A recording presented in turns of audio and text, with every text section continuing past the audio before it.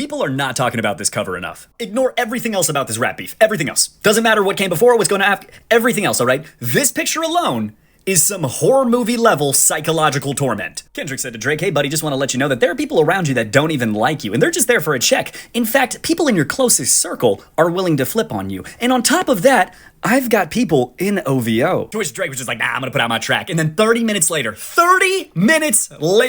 Kendrick responded with this. Before he even rapped a singular lyric, he responded with a picture from inside of Drake's house. Stephen King can't execute that level of mental warfare. On top of that, you got the contents of the image, which are pretty interesting if they're real. Lots of people are focused on the Ozempic, which to me, I'm just like, okay, whatever, you know, it's an international superstar taking weight loss supplements. Like, who would have thought that would have happened, you know? I guess there is something to be said about Drake telling Kenny to go do push-ups while he himself is not working out and doing something else to lose weight, but that's not even the most interesting thing in this photo. Near the center of the photo, there are two medication bottles, one of which you can't really read, but the second one is a bottle of Zolpidem, which is the generic version of something called Ambien. That is something that you can use as a sleep aid.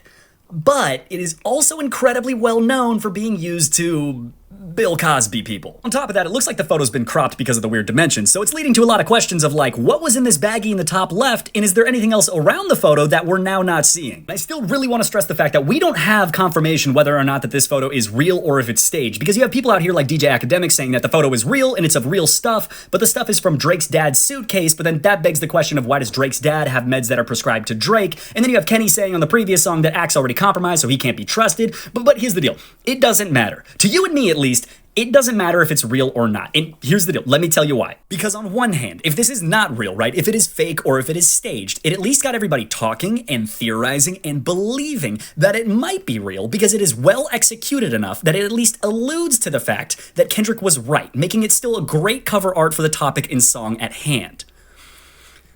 On the other hand, if this is real, not only is everything I just said still true, but Drake has to be the most paranoid person on the planet right now, on the verge of a serious mental break.